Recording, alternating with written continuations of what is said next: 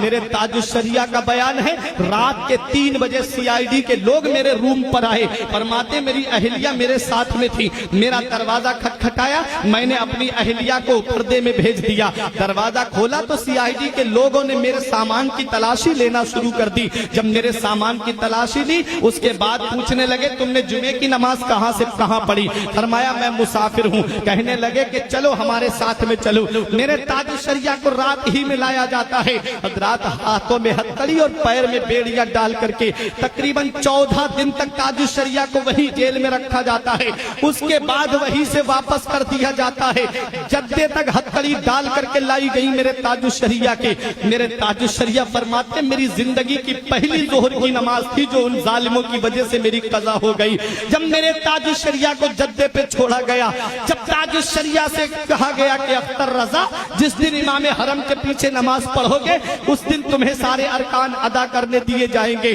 میرے تاج الشریعہ نے فرمایا اے لوگوں پریشان کر رہے ہو، اتنا یاد رکھنا اگر اختر کی محبت سچی ہوگی، اختر کا عشق سچا ہوگا، اختر کا پیار سچا ہوگا تو وہ دن دور نہیں ہے کہ تم خود مجھے دعوت نامہ دے کر کے بلاؤ گے۔ آ گئے میرے تاج الشریعہ بریلی کی سرزمین پر، اور جب بریلی کی سرزمین پر دنیا والوں نے دیکھ لیا کہ چند دن نہیں گزرے تھے وہی سعودیہ حکومت کے نمائندوں نے دعوت نامہ سونے کے تشت میں سجا کر کے میرے تاج الشریعہ کے لیے بریلی بھیجا۔ تاج الشریعہ دعوت نامہ ہاتھ میں لے کے دنیا والوں کو پیغام دیتے ہیں اے دیکھو یہ وہی سعودیہ حکومت ہے جس نے نبی کے گنبد کا مجھے دیدار نہیں کرنے دیا تھا۔ میرے تاج الشریعہ دعوت نامہ ہاتھ میں لے کر کے گنبد خضرا کی طرف رخ کر کے یہ پیغام دیتے ہیں جہاں پانی عطا کر دیں بھری جنت ہبا کر دیں،